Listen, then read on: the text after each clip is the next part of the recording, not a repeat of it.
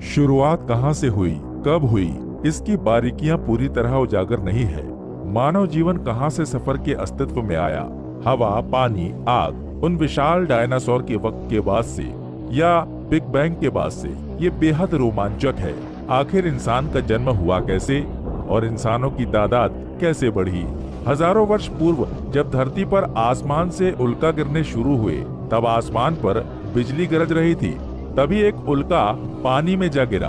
वो धधकता हुआ उल्का और आसमान में गरजती हुई बिजली भी पानी में गिरी।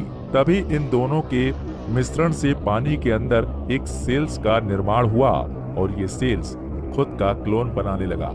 ऐसे करके हर एक सेल्स ने खुद का क्लोन बनाया और बहुत सारे सेल्स बन गए। बिजली का गिरना और उल्का पिंड का गिरना पानी में, वो भी एक सटीक वक्त पर, तभी ये मुमकिन हो पाया। और उसके बाद 2000 वर्ष पूर्व हर चीज का जन्म इन्हीं सेल्स के थ्रू हुआ। पेड़ पौधे, कीड़े मकोड़े, हर वो जिंदा चीज। पहले ये सेल्स क्लोन्स बने, फिर यही एक दूसरे से मिलने लगे। Like a boy meet girl, ये सब यहीं से शुरू हुआ। समुद्र की गहराई पर जब ये सेल्स किसी स्पीशीज का रूप लिए, तब ये अंधे थे, पर समय चक्र के बाद इनमें देखने की क्षमता आ गई।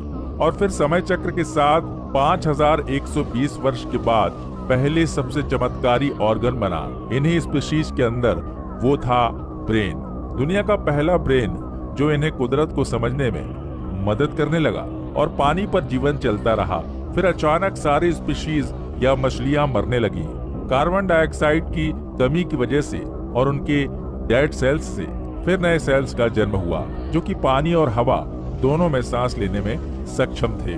और इसी वक्त नए ऑर्गन का निर्माण हुआ, लंग्स का। और जब ये पानी से रेंग कर बाहर आई, तब सूरज की किरणों से इनका रूप बदलने लगा और फिर ये लिजार्ड के रूप में बदल गईं। और फिर एक बार एक दूसरे से मिलने से बहुत सारे एग्स का निर्माण हुआ और जीवन की रफ्तार के साथ कई हजार वर्ष बाद डायनासोर का जन्म हुआ। ये विशाल जानवर जीने के लिए एक दूसरे को मारने लगे और जीवन की कमी के कारण फिर एक ममाल का जन्म हुआ, चूहे का, क्योंकि ये जमीन की गहराई पर जी सकते थे। और फिर कई हजार वर्षों के बाद धरती पर एक ऐसा उल्का पिंड गिरा जो धरती के जीवन को आधा खत्म कर दिया, जिसे हम बिग बैंग के नाम से जानते हैं। डायनासोर के मरने के बाद उनके शरीर से कीड़े का जन्म हुआ और वो चूहा जो बच गया था बाहर निकलकर कीड़ों को खाना शुरू किया और इनके भी इसी तरह कई रूप निकले। और फिर ये जीवन और भूख की तलाश में बड़े बड़े वृक्ष पर निकले और इनके रूप फिर बदले।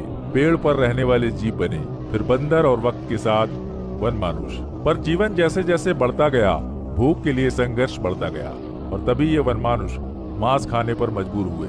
पर कच्चे मांस से वनमानुष का बदलाव पूर्ण नहीं हो पा रहा था। तभी उस वक्त आसमान में से बिजली एक वृक्ष पर गिरी और आग लग गई। तब एक वनमानुष ने उस जलती डगाल को हाथ में उठाया और पाया कि इससे अंधेरा दूर किया जा सकता है। अब कुदरत की ताकत इनके हाथ लग चुकी थी और फिर आग जलाने के तरीके को खोजा।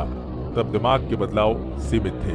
वनमानुष अपने परिवार के साथ मांस खाते वक्त अचानक उनसे एक मांस का टुकड़ा आग में गिर गया और जब उसे आग से निकाला तो पाया कि मांस खाने लायक भी है और आसानी से चबाने लायक। और इसी तरह अच्छे खाने से इनका दिमाग 3-3 बिलियन ईयर्स बाद और डेवलप हुआ और इंसानों का पूरी तरह जन्म हुआ।